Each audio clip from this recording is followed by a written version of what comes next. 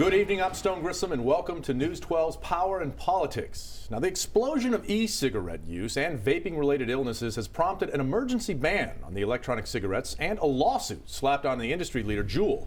Here to discuss all of this is Nassau County Legislator Arnold Drucker, Matt Flax, owner of Vaporville in Hicksville, and Dr. Shettle Shaw, a pediatrician and neonatologist. Now, Dr. Shaw is also the president of the American Academy of Pediatrics for the Long Island chapter. Appreciate your time, all of you gentlemen. So let me just catch up our viewers and listeners. This is also going to have a podcast version as well as for this as well. So just to catch people up, Nassau County signed a new vaping ban. I'm going to ask you about that, legislator, because I know you sponsored that. It's against flavored e-cigarettes. The state has banned flavored e-cigarettes. That happened in September. That was halted by the appellate courts because there's a lawsuit involving that. The New York City Council banned flavored e-cigarettes. The AG, the state AG, has a lawsuit against JUUL Labs, a San Francisco company. The New York State Health Commissioner, Dr. Howard Zucker, has also talked about the major spikes in youth e-cigarette use, just to kind of catch us up and start the conversation. Let me start with you. Obviously, you sponsored the ban in Nassau. Tell us about the ban itself and why is that needed?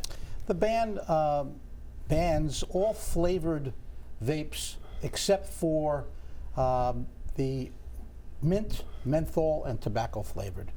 I became acquainted with this problem almost a year ago. I was getting a lot of calls from administrators of the school districts that I represent, faculty, parents, and healthcare professionals, doctors, who were alerting me to this rising epidemic that they were seeing in our schools. And schools like middle schools, it wasn't just the high schools. It was an epidemic that was occurring, and it became imperative for us to address this. Some of the stats are pretty alarming. I mean, 40% of seniors, like 22.5% of high schoolers in general are vaping at this point. And the stats have gone up 100% in 2 years. Yeah. So today, I think 30% of all high school kids will say that they have used e-cigarettes or vapes over the past month. Okay, let me get another perspective. Matt, I know that you're a vape shop owner. Yes. What are your thoughts on this ban? My thoughts on the ban are I don't agree with it. Okay. I don't believe that the flavors themselves are responsible for this. The things that are responsible for this are, well, for the outbreak in the problem that we're having are illicit THC cartridges, which the youth do vape. We're not going to say that they don't, they do, as well as adults. But that is a problem. It's the illicit cartridges that are out there, and those are available on the black market. The flavors are not the problem. Adults need the flavors to quit combustible tobacco. It's proven that adults want the flavors. And, just me in and of myself, my shop, 95% of my customers want the flavors. Okay. What do you say, though, to people who are showing stats where, like, 2,000 vape-related illnesses? There have been hundreds of deaths already. I mean, so in regard to that, the 99% of these illnesses have been attributed to illicit THC cartridges. The CDC, the FDA, the New York State Department of Health, everybody is starting to come out now and say that those were the main culprits behind this, not the flavored e-cigarettes. I don't think 99% is an accurate number, but go ahead. Do youth vape? Yes, absolutely. 27.5% of high schoolers admit that they vape, whether it be the illicit cartridges or traditional e-cigarettes. But looking at the real numbers, only 3% will admit to using on a daily basis. All the more reason why we should ban it, because kids, or in the middle school kids who are experimenting with vaping, and they're allured to the fruit flavor and the attractive dessert flavors that they have, they're not questioning where this particular vape is coming from. So if it does happen to have TCH in it, that's even more alarming. So we need to ban the product entirely. But the THC is not available in any product that is available for retail sale in my store. So the products that are being banned have nothing to do with the problem from where this all started. That we're banning a flavored e-liquid that adults need to change from combustible tobacco. Let me get a healthcare perspective. Right, I would disagree with a lot of that. I think the flavors are unique in their appeal to children. Now, we can argue whether or not it's an epidemic if you have children who are vaping within the past 30 days or if they're vaping every single day. But I think we all agree that children should not be vaping, period. Absolutely. The adolescent brain when exposed to these high amounts of nicotine, and a JUUL pod has the equivalent nicotine of an entire pack of cigarettes, is uniquely poised to become addicted. So I think that the most important part of this sales prohibition is to keep the focus on the children. The reason we reached out to Legislator Drucker and to the county executives was because the pediatricians in Nassau County and in Suffolk County were really on the front lines of this epidemic. We were the first to see 12 and 13-year-olds who were addicted to nicotine, not THC products, but traditional vape products, JUUL type products, pods type products, traditional electronic nicotine delivery systems. But is a complete ban the answer, or how about just regulating it for anyone under the age of 21 or something like that? So that's one of the answers that a lot of people always say. They say, well, if we just have stricter enforcement, then we won't have the opportunity for these children to get their hands on these products. But the data suggests that that's not really true. There was a study done in California where they had young children, not younger children, but younger age teenagers, actually attempt to buy products in a state where you're not supposed to buy them unless you're 21 or older. And they were successful 50% of the time. That's where enforcement comes in, and we need how do you respond to we something need like that? much more stringent penalties for the people that are breaking the laws. To tell me, where I haven't broken any laws, and I've had investigations by the police department, by the county health department, by consumer affairs. They've come into my store. I know that they have. They can't get anything. So why am I being penalized for doing the right thing? There's a recent study came out in the New York Times. It said 73% of youth get their e-cigarettes from social avenues, and that means family and friends. If that's the case, why are we going after the shop owner like me? Then we should be going after the parents. Why don't we create laws that are similar to the laws with alcohol? So I don't think you're ever going to legislate the ability to get around the sort of cleverness of a teenager, right? You're not going to pass a law that eventually eliminates all teenage vaping. What you need to do is look at where the appeal is coming from. Where is that initial interest coming into that teenager who wants to vape? And that's the flavors. Those are the flavors, right? absolutely. 90% of teens who do vape say that they started with a flavored product. And I do not feel, again, and my colleagues share this view, that flavors like Cocoa Pebbles and Fruity Pebbles are really intended for anything other than a potential youth market.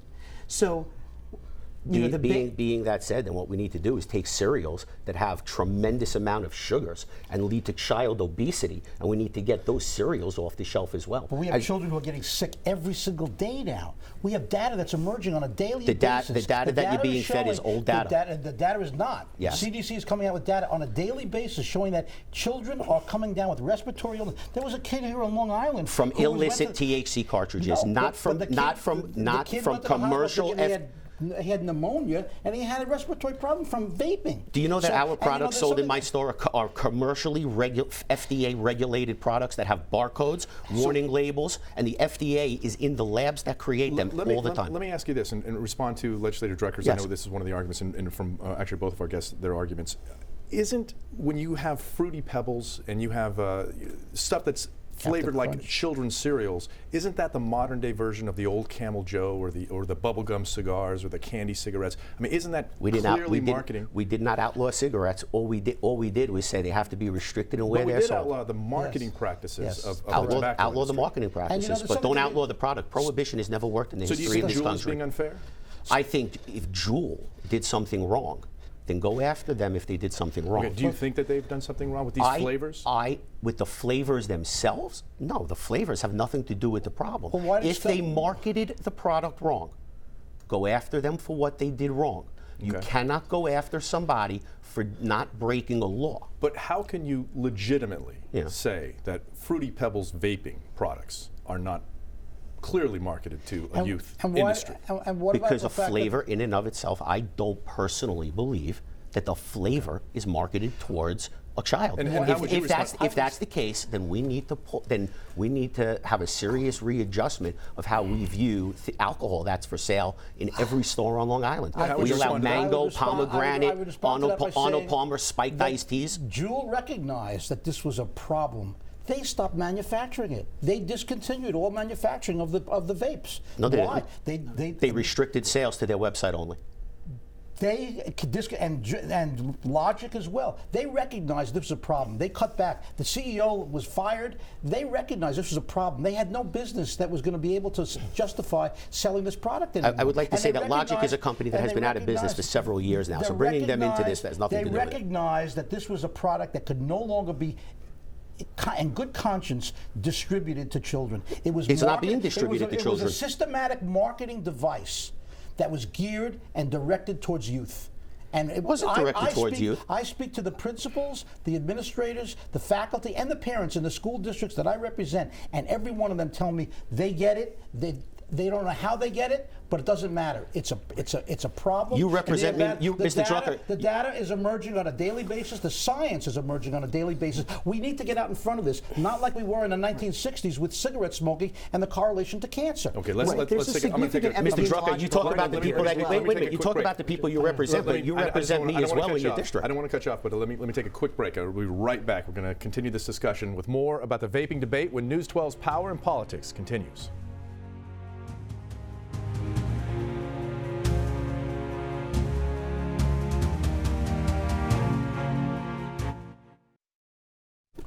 Welcome back to News 12's Power and Politics. We are discussing the very controversial topic of vaping. Once again, I'm joined by Nassau County Legislator Arnie Drucker, Matt Flax, the owner of Vaporville in Hicksville, and Dr. Shetal Shah, a pediatrician and neonatologist. Appreciate your time again. We were having a very spirited conversation. I cut you off in the middle of it, Matt, so I'm going to let you continue that thought that you had before the break. You know, Mr. Drucker, you talk about the people that you represent.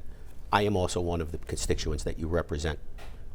I'm concerned about your children. My children are fine. Okay. My 12-year-old and my 9-year-old understand the rules and the things that they're allowed to do and they're not allowed to do because I, as a parent, enforce my job. And that is one of the major things in this country. But the insidiousness of vaping is because parents can't detect it. Yeah, I would argue that the argument that stricter enforcement on any level, whether it's at the vape shop level or of the parent level, is particularly difficult. The pods and the modifications of these devices are really designed to either masquerade as a USB device or to be extremely hard to detect. So a child who's already addicted to nicotine or who's interested in nicotine is going to be able to evade the ability of a parent. Now, you're correct in the sense that education before children begin to experience or be exposed to these products is something that might be effective.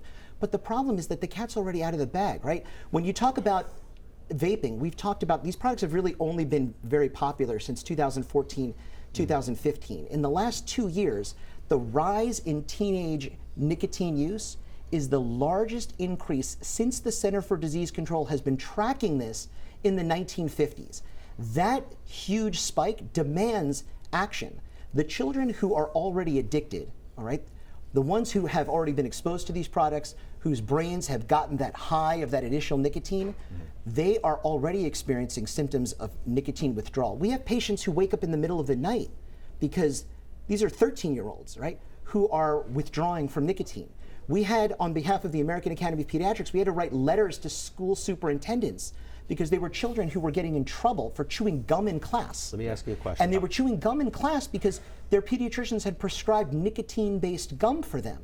All right, that is where the problem is. But isn't that an educational issue and not, I mean, should the government be involved in just banning it straight out, or should we be putting our efforts towards education? Right, so education is one piece of a multi-tiered strategy, or enforcement and restriction are the other two important components of that. You need to restrict the access. So if we restrict, if we pull these products from the stores where people are getting them where they shouldn't be, an example, the bodegas, the corner convenience stores, the dairy barn drive-thrus, these are the roots of the problem here. One of the major roots of the problem, where the youth is able to get the product. The other part of it is that they are getting it from their family and their friends that are of age. And if that is the case, then what we need to do is we need to put laws on the books, like we have laws for alcohol. If you supply a child with a product they shouldn't have, you get charged. Nothing wrong with that. If you sell a product to a minor that they shouldn't have, you get charged, you go to jail. That's why we have laws. But prohibition has never worked for anything in this country. And the worst part is, we are hurting adults. Let's talk about the adults in this issue. The adults that are getting hurt, you know what? No problem. Ban the sales, put mom and shop stores out of business, and that's all. You're the lawmaker, so the internet is still available, and the elderly don't have. And then, so youth have a place to get their items. But then, what about the elderly, the handicap? They have nowhere to go if they can't use the internet. First of all, the ban, the legislation that was passed does still allow for the mint and the menthol flavors to be in existence. Those are proven adults to be, don't want those. Yes, they do. No, they do not. And no, they still, do not. It still provides. Absolutely not. It is considered. There are statistics that show that it's still a viable cessation method to combustible Absolutely cigarettes. not. 90% of adults want the flavors. And you have data to prove that. Yes, I don't think absolutely we do. Because Absolutely we do, Mr. Drucker. Studies that I've seen show that adults still have, before Dr. Shah said, since 2014 and 15, these fruit flavored and dessert flavored vapes came into vogue. The vapes that were around before then still provided an opportunity for adults who were addicted to nicotine, and there were flavors to then be too. able to have cessation devices from Logic smoking. had flavors. And now they still have menthol. If they need to use that, there are other devices. There's the patch. There's nicotine gum. There are other things that adults can use. Right. So that's another argument. Dr. Michael Siegel, right. the dean of the Boston School of Public Health, stated that banning flavors creates a public health malpractice. Oh my God! Right. So listen, but the argument if you have deans of public health schools that are telling you this, let me get the doctor in then real quick. Maybe we should reevaluate not banning the flavors. So individual studies and individual scientists have different opinions, but that's why there's the concept of consensus science, right? Consensus science is where a large number of studies are all taken together to look at what we really know. Right? If we really felt that flavored vape products were a viable smoking cessation device, all right, then the Center for Disease Control would say so. They have not endorsed them as a cessation device. Let me play devil's advocate. The Cochrane Library of Medical Systemic Reviews has not. Okay. The American Journal of Public Health and the American Public Health Association. You have deans of major public not. health schools saying that it is a much more alternative and effective method than pills, gums, and patches. But let's take that issue out of Those it. are deans of 4 public health schools. Let's just put that aside, whether it's a cessation a treatment or not. Should it matter? What if I'm an adult and I just want to vape? And who cares if it's to quit smoking or to get off of nicotine or anything like that? Right. Shouldn't I be, as an adult, shouldn't I be allowed to do something even if it's harmful to my own body? Because we have to think about the effect on children. It's not always about children. It's not always about children. It's about adults too. Adults have freedoms. This type of product now is different. Is very unique. In our history, we haven't had a product that all of a sudden kids who are 10, 11 years old were attracted to it. Yes, they were. It's called cigarettes. Not like this. Absolutely, 100%. It's cigarettes too. When I was a young fruit flavor, this is what's alluding Cherry Eric cigar. There were cigars and flavors. So a few other points. Yeah. So number one is the nicotine salts that are formulated in these vape products really are chemically very unique. All right, in that sense that they have the ability to concentrate large amounts of nicotine in a much smaller amount of fluid. All right, so when we talk about these products being quote unquote new, they're not just new in the way you deliver the nicotine, they're new in terms of how much nicotine is actually being delivered. We just weren't chemically able to concentrate that much nicotine. So when a child is exposed to that overwhelming amount of nicotine, it really is unlike being exposed to a cigarette when, 20, 30, or 40 years ago. So that's the first point. The second point goes back to your... Before you get to your second point, we're going to take a real quick break. Once again, it's a spirited conversation. I appreciate everyone's ideas. News 12's Power and Politics will continue right after this short break.